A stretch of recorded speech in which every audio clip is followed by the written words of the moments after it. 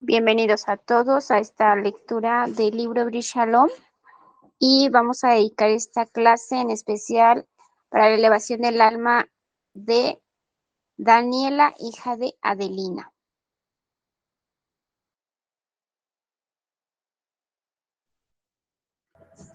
Excelente, muy bien. Entonces, ¿iniciamos? De acuerdo. Ok, pues nuevamente muy buena noche a todos ustedes. Y pues en esta noche toca estudiar el segundo capítulo de este libro Brit Shalom del Rab Uri Cherki. En esta noche vamos a estudiar el segundo capítulo, que igualmente es como una especie de introducción antes de entrar ya a los 7 preceptos y sus ramificaciones, y se titula Principios Básicos, ¿no? Y es importante estudiar este capítulo porque van a ir viendo cómo, sobre todo cuando tenemos que usar el criterio, este capítulo va a ser una gran guía, ¿no? Cuando tengamos alguna duda sobre qué postura a lo mejor es la mejor, si escuchamos posturas de 2 o más rabinos, podemos tener este capítulo como una base, y junto con nuestro criterio y experiencia podemos tomar una decisión lo más correcta, ¿no?, que se pueda. Segundo capítulo, principios básicos. Y habló Dios todas estas palabras diciendo: la voluntad del Creador se revela a los seres humanos a través de la profecía. La cumbre de la revelación profética es la entrega de la Torá desde el cielo por Dios.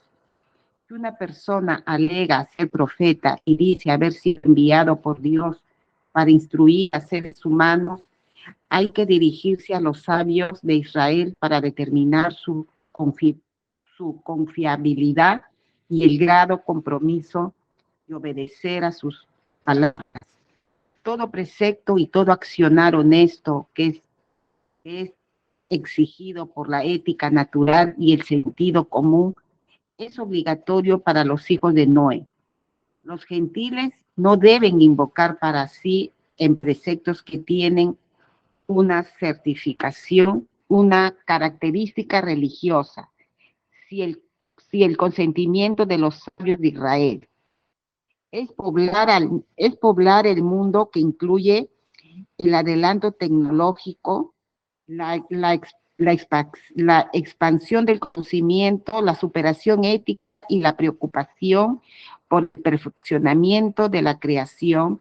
Es una regla importante en la tarea de conducción del mundo de acuerdo a la voluntad divina. Muchas gracias, Rosario. Excelente. Vamos a regresarnos un poquito. Y aquí me gustaría preguntarles, ¿no? Es curioso, ¿no?, cómo comienza este pasuk, este versículo, a, en referencia a la entrega de la Torá en el monte Sinaí, y dice: y habló Dios todas estas palabras, diciendo. Y comienza a hablar acerca de la profecía y los profetas. Me gustaría conocer cómo definirían ustedes a un profeta. ¿Cuáles son las características o por qué una persona puede llamarse o se llamó profeta?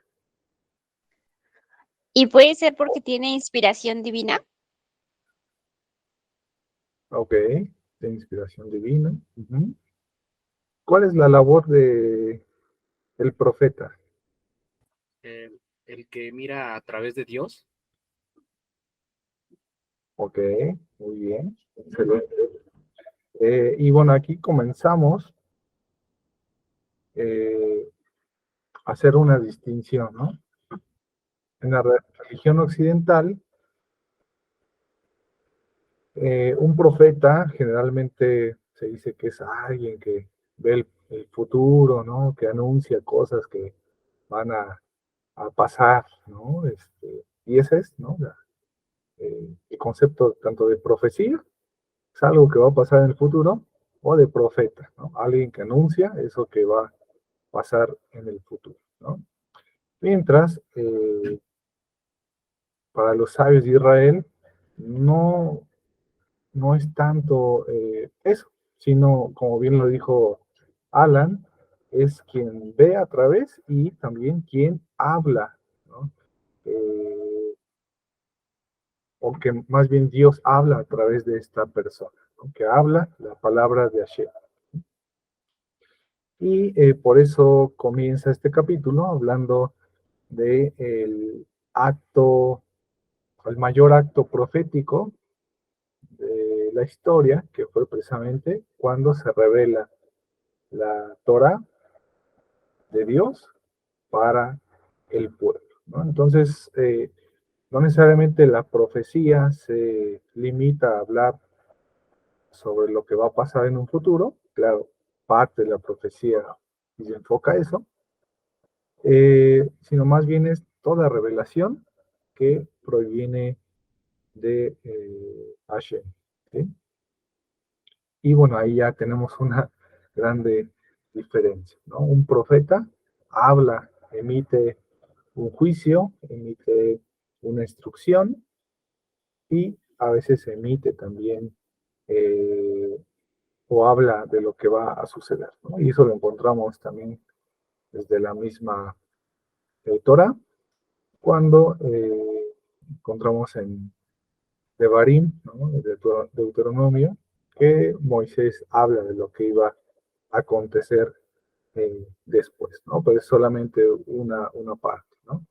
La mayor parte de la Torah habla de eh, esa instrucción, ¿no? ¿Qué es lo que quiere Dios que haga, en este caso, el pueblo de Israel, ¿no? Y dentro de todas estas leyes viene muy poquito concerniente a los hijos de Noé, ¿no? Eso también hay que tenerlo muy presente para, pues, no caer en la confusión, ¿no? La Torah, la revelación entregada al pueblo de Israel, y bueno, dentro de esa Torah viene un apartado muy, muy breve, en el cual recapitula una vez más las eh, 7 leyes universales de los hijos de Noé, ¿sí? Eh, y bueno, han habido a lo largo de la historia, pues muchas personas, ¿no? Que pretenden eh, ser profetas o se autonombran de esta manera, y Rab Cherky, consciente de eso, y que hasta en nuestros días sucede, eh, pues, digamos, emite esta recomendación, ¿no? Si alguien dice ser profeta, pues uno debe de acudir a los sabios de Israel para que ellos determinen qué tan confiable o si realmente esta persona tiene revelación de Dios y por lo tanto uno puede atender, ¿no? A la instrucción que esta persona puede tomar, ¿no? Eh, Seguramente han visto últimamente, bueno, estos últimos 2 años más o menos, que dentro del ámbito mesiánico cristiano, pues hablan mucho de un rabino muy joven que le llaman el Yanuk, ¿no? Que dicen que es el Mesías y que Israel ya lo declaró el Mesías y que lo coronó.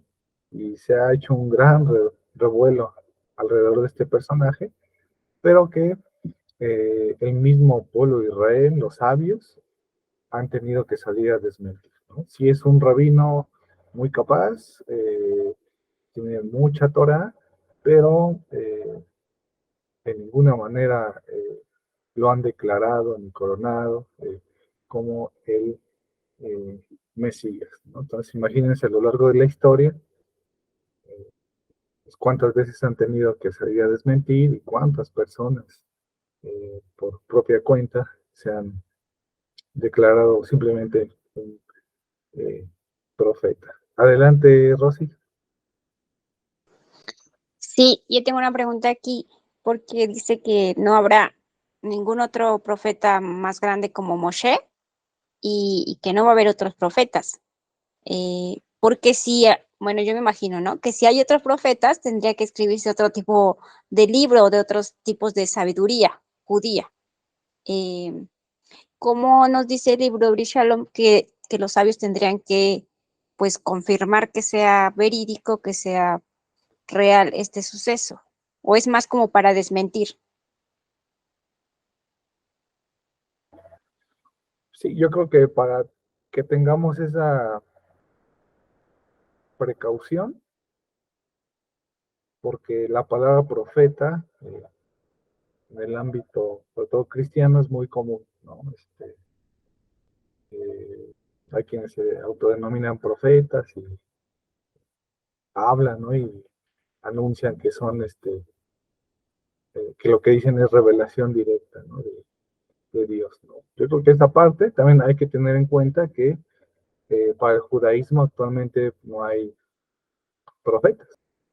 Inclusive, bajo este esquema, pues es como el judaísmo desechó esta como corriente apocalíptica, ¿no? Que precisamente surgió después de que se determina, ¿no? Que cesa la profecía, la revelación, y surge un grupo que, eh, pretendiendo seguir esta tradición, eh, comienza, ¿no? A querer, pues, tomar ese lugar, ¿no? Pero, pues, esa literatura es desechada, ¿no? Por el pueblo de Israel, ¿no? Y en cambio, la religión occidental sí ha eh, retomado sus escritos, ¿no? Lo más famoso, pues, es el Apocalipsis de San Juan, que recopila toda esta corriente y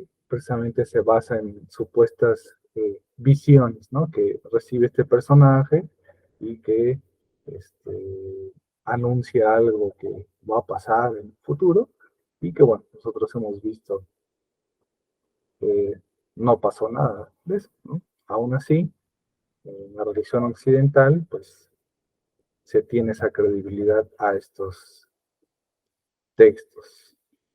Mire que qué rápido, ahora sí que qué rápido contesta Dios. Hace un par de días pues me regañaron por haberme dejado la religión cristiana. Y la persona que me dice esto me dice, estaba yo leyendo el libro de Apocalipsis en lo de las 7 iglesias y Dios me habló y me dijo que te dijera que vuelvas otra vez al camino, que porque te has desviado y porque si yo no regreso yo voy a tener el mismo castigo que van a tener los judíos.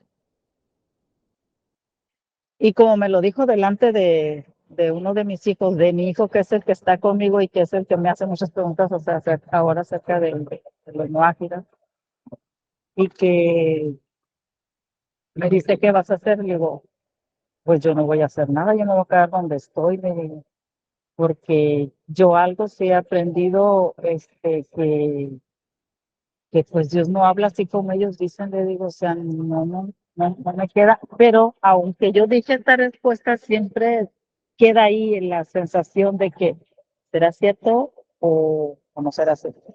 Y ahorita con lo que ustedes están comentando,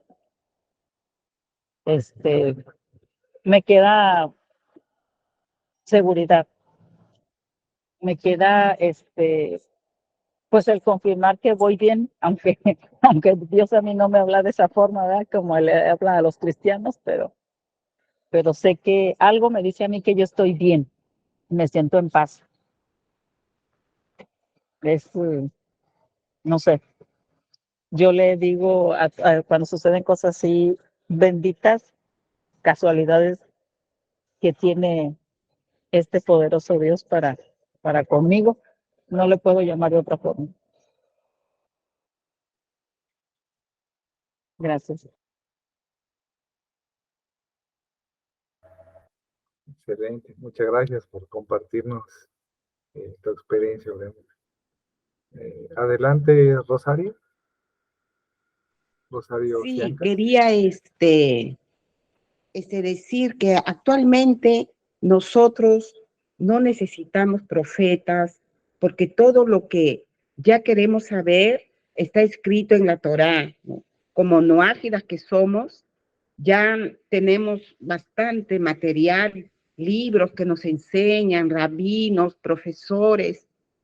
Eso nos lleva a nosotros a decir que ya no necesitamos profetas actualmente. Es mi pregunta.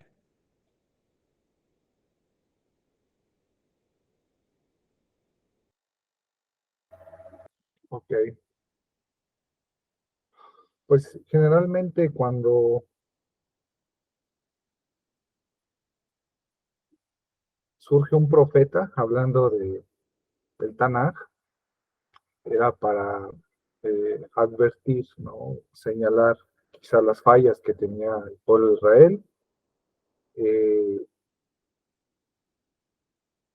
anunciaba un inminente castigo, el profeta Isaías, por ejemplo,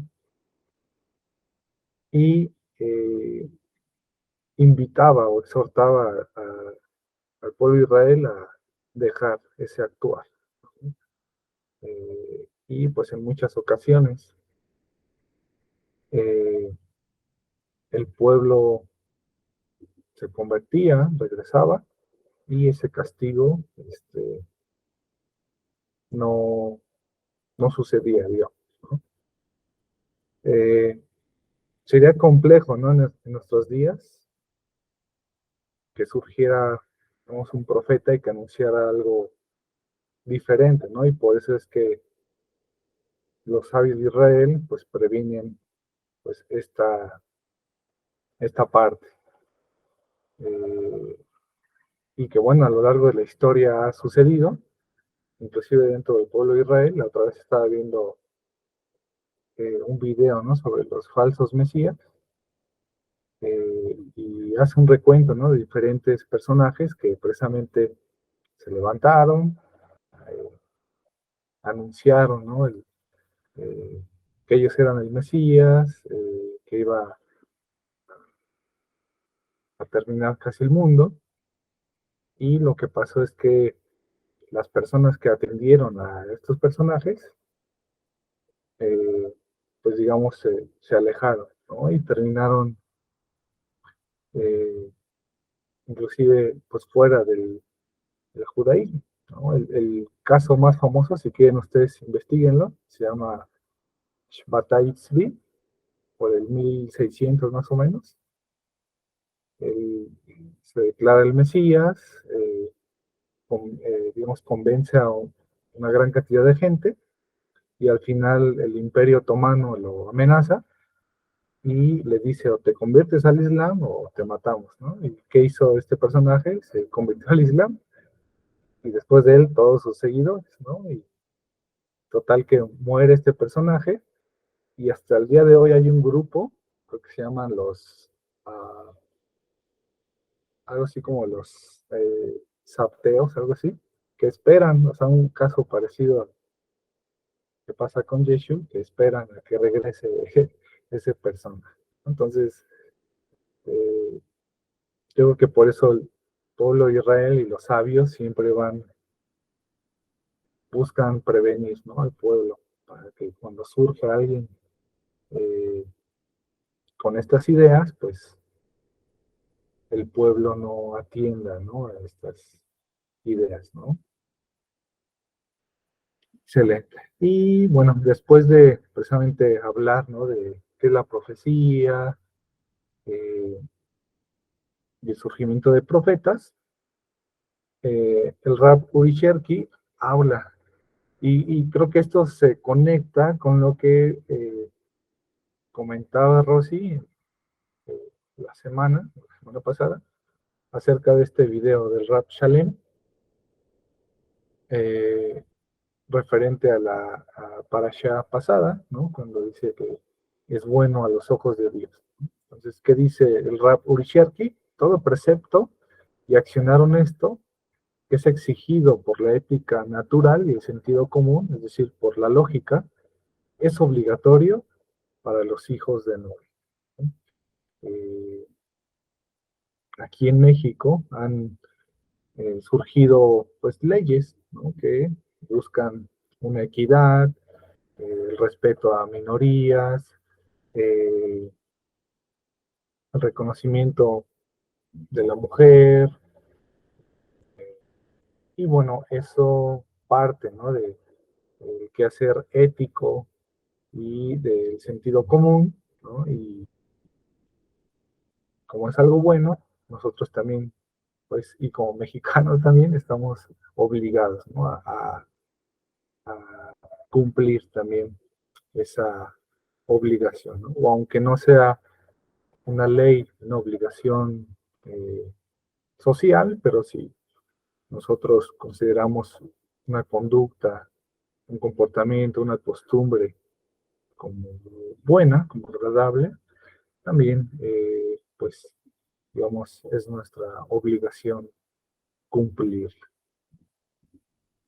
Aunque no esté, digamos, dentro de, o de manera directa mencionada, ¿no?, dentro de las 7 leyes o dentro de sus ramificaciones, si es algo bueno, por sentido común lo consideramos así, pues tenemos esa obligación ética y moral de cumplir.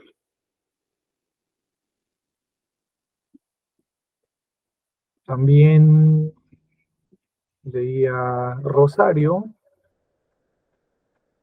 y esto es algo también que reiteran mucho los sabios de Israel,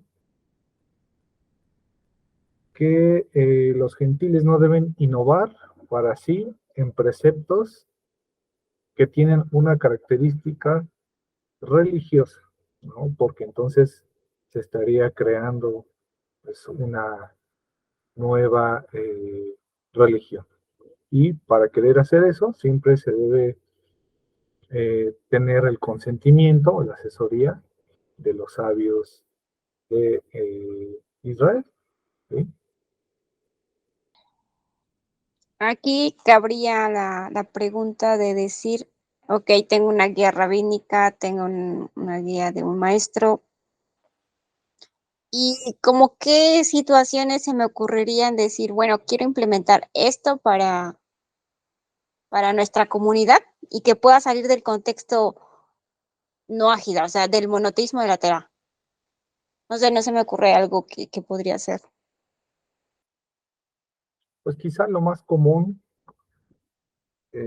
aunque no salga, digamos, del contexto de la Torah, que es algo, digo, que a lo que estamos expuestos es querer incorporar precisamente rituales, ¿no?, que son propios del pueblo de Israel, y que bueno, al hacerlo, pues quizás sin querer, pero estamos realizando algo que no está permitido, ¿no? Porque es propio del pueblo de Israel, ¿no? Porque tiene su sentido, porque eh, Hashem así lo ha determinado, ¿no? Y si nosotros queremos incorporar algo, ¿no?, pero quizás sin saber la esencia, ¿no?, o por qué lo hace el pueblo judío, pues podríamos caer en eso, ¿no?, sin salir del contexto de la Torah. Adelante, Rosario Cervantes. Gracias. Bueno, yo aquí se me ocurre un poquito el asunto, por decir, del Shabbat. En algún momento, pues dicen, bueno, que nosotros no debemos de guardar a Shabbat, no estamos obligados, puesto que es ley únicamente judía. Podría ser que si de alguna u otra manera, no sé, es pregunta, que si nosotros nos organizásemos para poder guardar Shabbat dentro de una organización no ágida, ¿esto no sería permitido o sí o cómo se vería? Ok.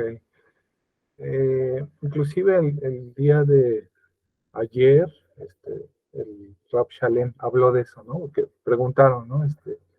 ¿No ágida puede guardar el Shabbat? Eh, sí, pero de la forma no ágida, ¿no?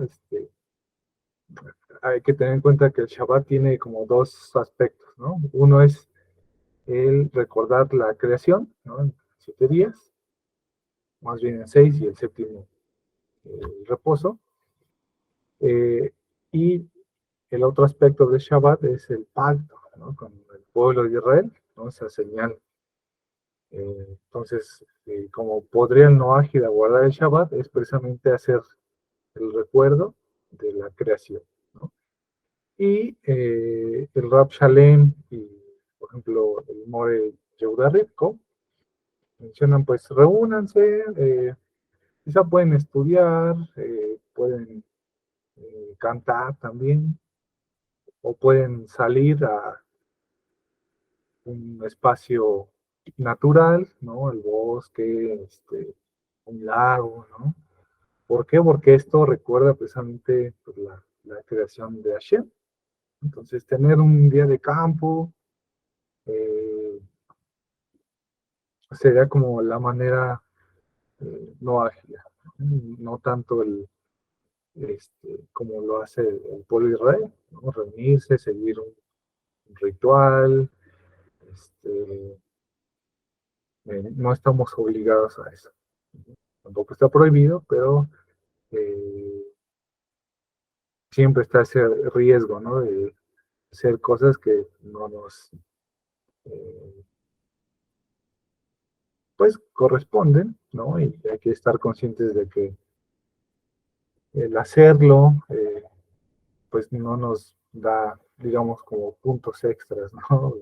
O no aumenta nuestra espiritualidad, como no ágidas. A un judío, sí, claro que sí, pero como no ágidas, no, este, no es necesario, ¿no? Se puede hacer, pero no es eh, necesario. Me imagino que en dado momento, si se quisiese seguir con rito, algo así, tendríamos que ver más bien el punto de una, em, que uno se convierta de una conversión. Sí, claro, sí,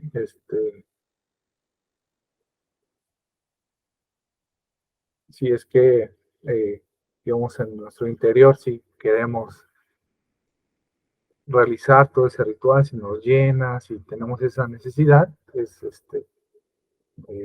válido, ¿no? Pero, eh, pues sí, habríamos que definir, ¿no? Bien nuestro camino, ¿no? Para no eh, quedarnos en medio, ¿no?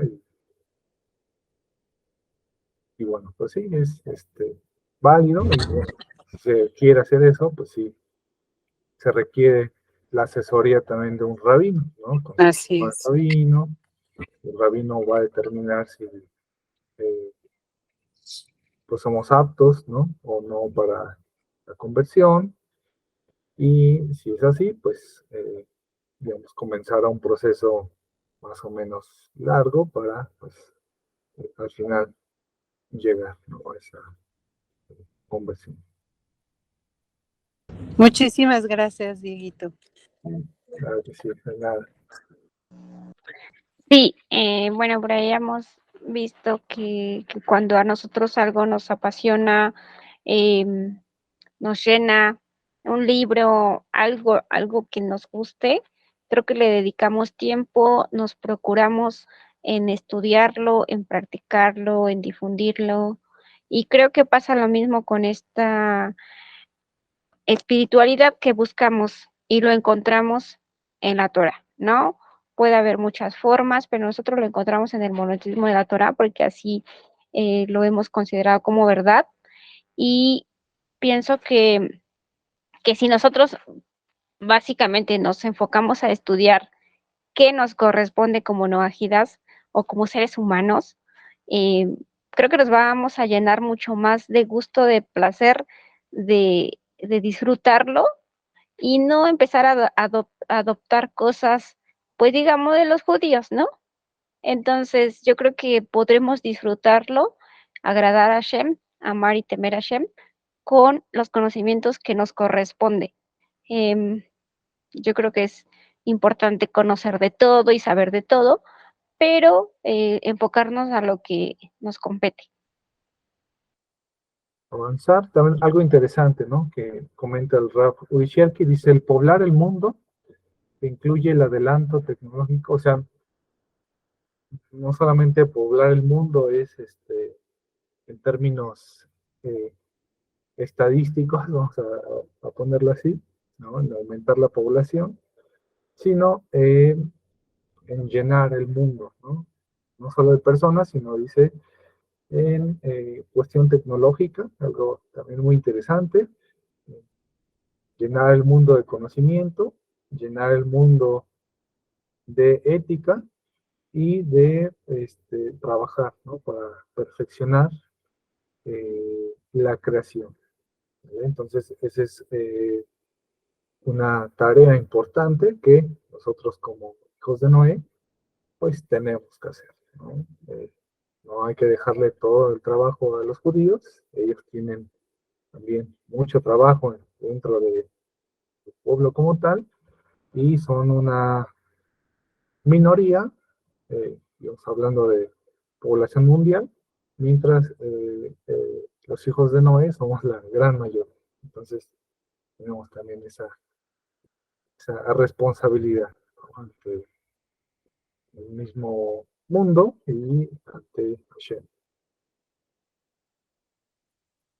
Ok, dice, en referencia a los detalles de las leyes de los preceptos de Noé, que no fueron mencionados específicamente en el Talmud, los libros de los legisladores de la ley judía, hay eruditos de Israel que opinan que estos se deben de tratar según la ley de Israel, y hay quienes opinan que los sabios de los hijos de Noé deben de determinarlas y definirlas según su consideración.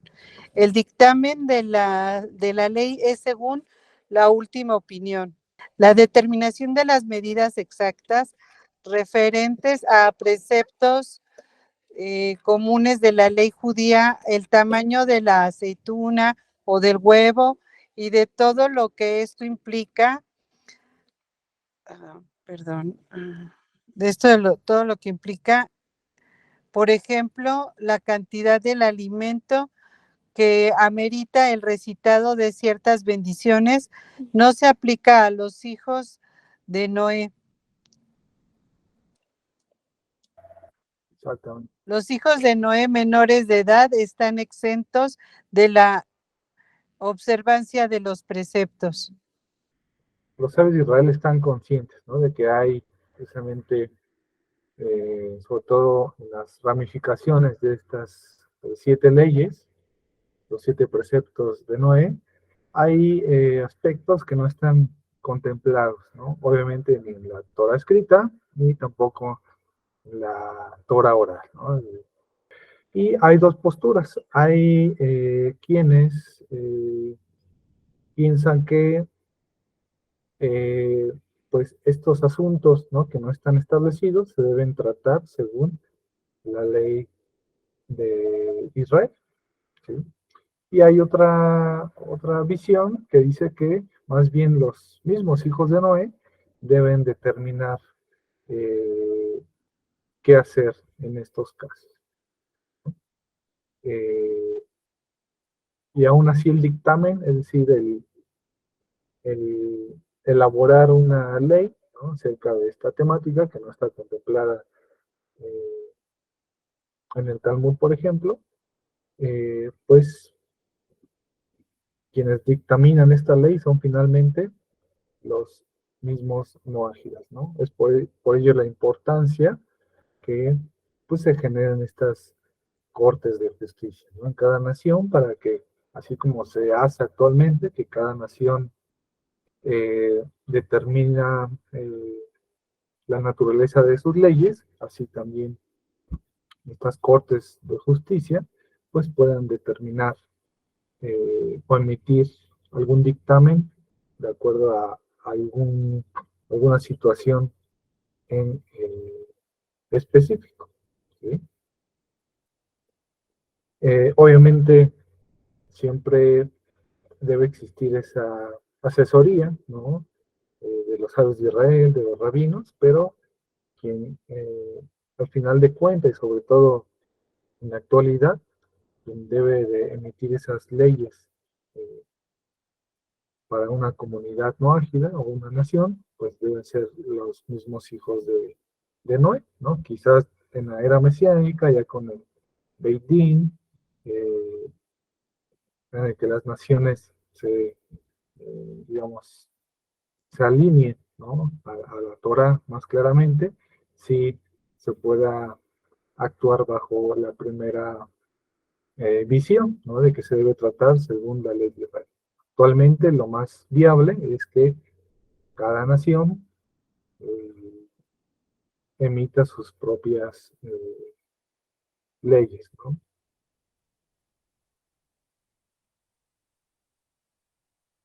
Y bueno, también menciona Rabu Sherki que cuestiones, por ejemplo, aquí menciona, ¿no?, el tamaño, la cantidad de alimento que se amerita el recitado de ciertas bendiciones, no se aplica a los hijos de Noé.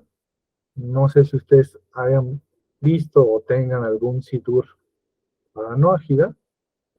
Sí hace una diferencia, digamos, es más simplificado en este sentido, porque bueno, si ven un sidur judío, por cada tipo de alimento se requiere hacer una bendición en específico, mientras en los sidur para no ágidas es una bendición, digamos, en general, ¿no?, antes de consumir los alimentos y después de ello, ¿no? Digamos, no contempla todos estos elementos muy específicos propios del pueblo de Israel. Entonces, es menos complejo, ¿no? Y sobre todo para nosotros que no estamos tan familiarizados, es mucho más fácil, ¿no?, eh, hacer este tipo de rezos. Bueno, los hijos de Noé menores de edad están exentos de la observancia de preceptos. Y continúa, dice, el sordomudo de nacimiento y el discapacitado mental están exentos de la observancia de preceptos. Dice, en la actualidad el sordomudo también está obligado a observar los preceptos, dado que esta discapacidad no les impide comunicarse con su medio ambiente, ¿no? Actualmente tenemos los medios, está el lenguaje de señas, ¿no? Se ha ideado esta manera de comunicarse, está la misma tecnología para que una persona que tiene esta condición aún pueda tener esa capacidad de comunicarse con alguien más y por lo mismo pues acceder a el conocimiento y saber precisamente que como no ágida tiene que cumplir estos preceptos, ¿no? Entonces, como ven,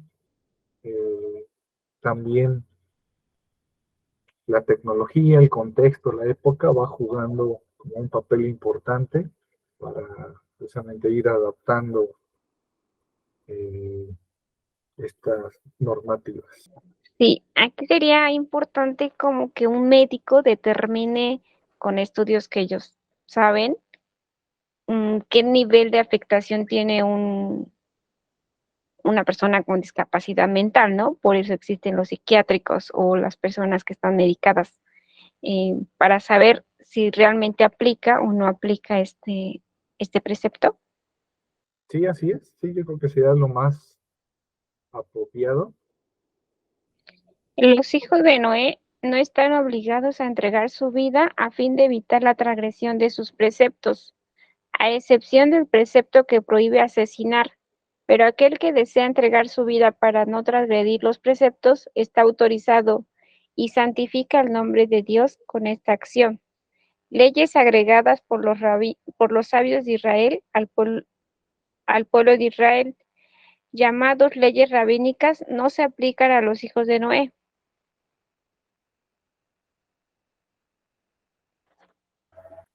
Ok, también el siguiente, por favor.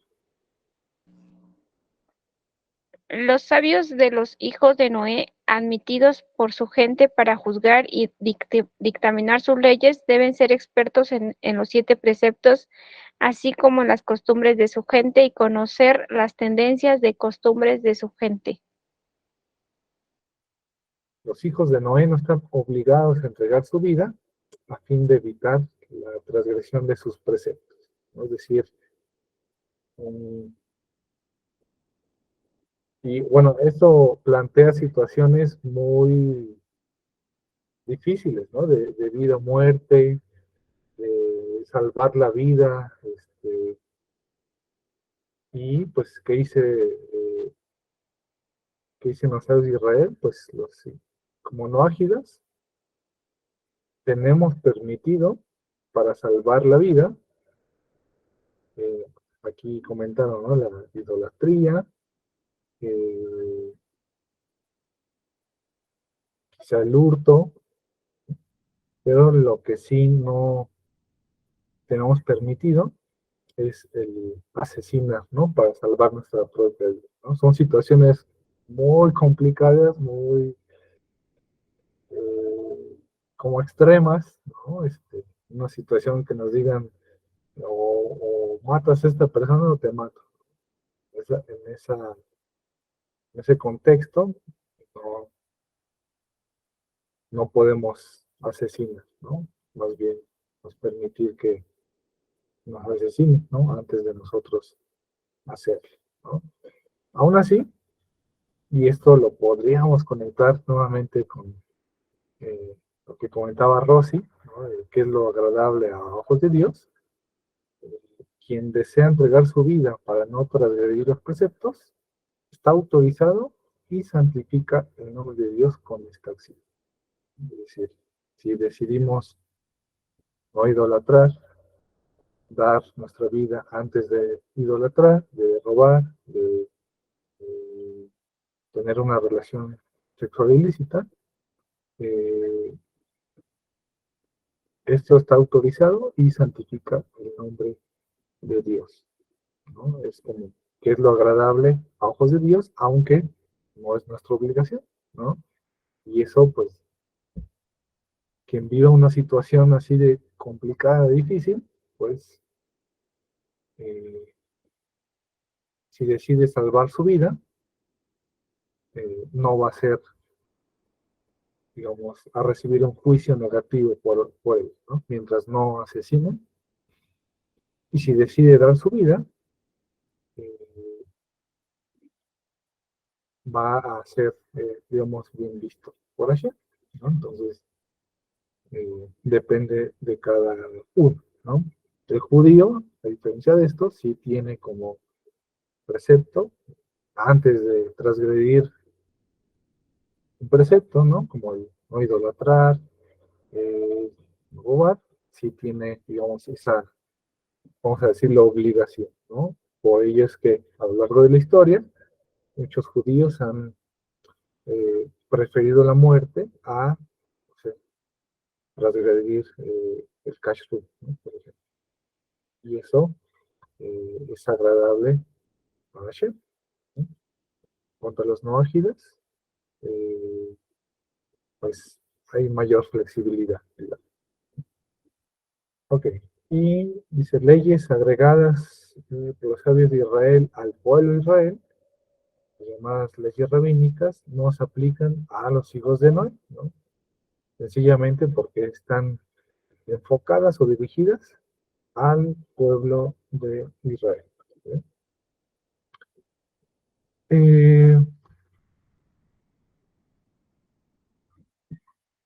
Y hablando de los sabios de los hijos de Noé, aquellos noágidas que precisamente tendrán ese papel de ser los jueces, ¿no? Quienes dictaminan las leyes, quienes las llevan a cabo, pues deben ser precisamente expertos en estos 7 preceptos, ¿no? Para tener una labor digna y también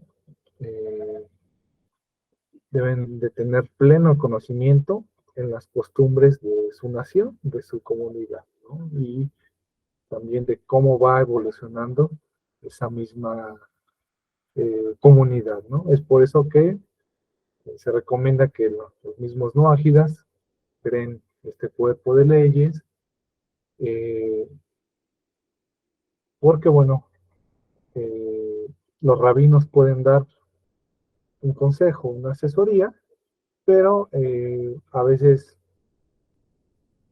pues el rabino, al vivir en un contexto diferente, no conoce realmente la situación que está viviendo cierta comunidad o cierta nación, ¿no? Hay rabinos como Rav Groisman, como Rav Shalem, ¿no? Que o radican, digamos, en Argentina o tienen sus raíces, ¿no? Latinoamericanas, como este Jacob, ¿no? Que pueden dar un consejo, un veredicto más cercano o con ese conocimiento, ¿no? Del contexto real, ¿no? Pero hay rabinos que, por ejemplo, el Rab Chapán, si no me equivoco, nació en España y ya después hizo Alía. Hablar de un contexto latinoamericano, pues quizá haya cosas que se le escapan, ¿no? Entonces siempre un no ágida que tiene esa labor de juez que está en esa corte debe tener tanto el conocimiento de los 7 preceptos como también un profundo conocimiento cultural de su entorno. Entonces, eso es muy importante porque, al igual que en capítulos anteriores, los sabios de Israel no pretenden que nosotros, como no ágidas, abandonemos totalmente nuestra cultura, nuestra identidad, ¿no? No buscan que todos nos hagamos judíos, sino más bien desde nuestro contexto, que podamos cumplir estos 7 preceptos y ayudar para la rectificación de el mundo. Adelante, Alan. Tengo otra pregunta. Por ejemplo, en el caso de los noágidas, ¿hay algún tipo de fiestas mayores que, pues, no sé, se realicen así como, por ejemplo, en el caso de los judíos, o por ejemplo, en este caso, no sé, una boda? eh, ¿Cómo ahí se podía realizar, no? Ese es como lo que tengo duda y siempre me he preguntado, ¿no? De que ahí cómo aplica, ¿no? En la parte de eh, como, bueno, la parte de la religión enfocada a la parte de las fiestas. Ok. Pues tampoco tenemos prohibido participar de las fiestas, ¿no? De Israel, pero eso sí siempre hay que tener un conocimiento de la fiesta como tal, por qué se celebra, cuál es la historia, eh, cuáles son las características del ritual y ver nosotros como nógidas cómo podemos participar, ¿no? Ejemplo más inmediato, pues es, por ejemplo, Pesaj, ¿no? Que pasó. ¿Y a qué se refiere Pesaj? Pues a la salida del pueblo de Israel de Egipto, ¿no? La liberación. Entonces, nosotros como hijos de Noé, no podríamos celebrar la salida de Israel como si nosotros fuéramos Israel o nuestros ancestros fueran Israel, porque no es así. Pero podemos encontrar la esencia que es la libertad, ¿no? Pesaj es una fiesta de libertad. Entonces nosotros como noajidas podemos reflexionar acerca de que nos hemos liberado, ¿no?, en este camino como hijos de Noé y así, digamos, de una manera conmemorar Pesaj, pero sin, digamos, asumir aspectos que a nosotros como noajidas no nos toca, ¿no? Porque, bueno, es una fiesta propia del pueblo de Israel. Inciso 14. Las leyes de los hijos de Noé comprometen de igual manera a hombres y a mujeres, ¿no? A diferencia de las 613 mitzvot, que una persona por sí sola no puede cumplir las 613 porque hay leyes específicas sacerdotes, leyes específicas para hombres, leyes específicas para mujeres. Entonces, digamos que el judío sí tiene esta diferencia, ¿no?, entre hombres y mujeres, ¿no? Hay leyes que sí guardan ambos, pero hay otras que son específicas, ¿no?, para cada género. En cambio, los 7 preceptos de los hijos de Noé, sí, digamos, los puede cumplir un hombre como una mujer, ¿no?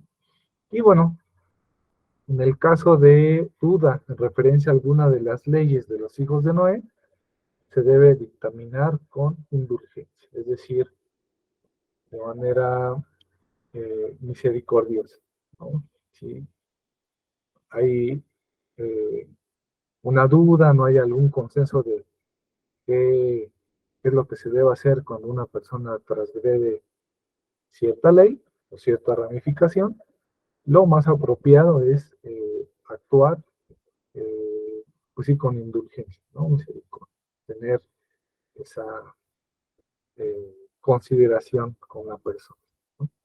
Cuando ya se desarrolle o ya se dictamine una ley y ya vendrá especificada la sanción correspondiente.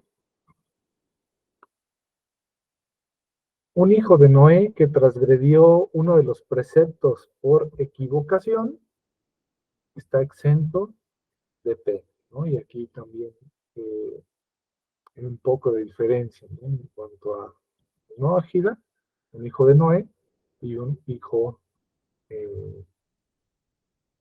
de Israel, ¿sí? Y precisamente recuerda lo que comentaba o preguntaba Alan, ¿no? ¿Qué fiestas mayores? Pues aquí el Rabbi Sherki nos menciona que el día 27 del mes Marjesban es el día en que Noé salió del arca y recibió los preceptos de los hijos de Noé. Es por eso que en algunas comunidades de los hijos de Noé acostumbran a conmemorar este día como el Día de las Naciones, ¿sí? El 27 de Marjesban, que si no me equivoco, este año eh, cae el 10 de noviembre, 10 de noviembre, viernes 10 de noviembre al atardecer, ¿no? Coincide con el Shabbat, ¿no? Entonces, sería interesante, ¿no?, que nos juntáramos las diferentes comunidades. Así, prepáratela, ¿sí? Ya tenemos Hassan, y pues sería algo muy, muy bueno, ¿no?, el que nos juntáramos quizá con diferentes comunidades, con Britoland, Bolivia, Chile, Argentina, para conmemorar, ¿no?, este Día de las Naciones, ¿no? Entonces, apunten nuestras agendas, si no me equivoco, es el viernes 10 de noviembre, viernes a la puesta del sol. Perdón, Dieguito, ¿el calendario hebreo cómo me dices que es? Bueno, es 27 de Marjesban o Hesban, también se conoce así.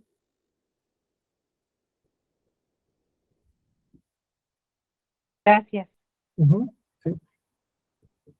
Y calendario gregoriano es el viernes 10 de noviembre. Exactamente. Vamos a dedicar la lectura de esta noche para la elevación del alma de Daniela, hija de Adeline. Por la paz de Israel y del mundo entero. Muy bien, pues muchas gracias por tomarse ese tiempo para estudiar la lección.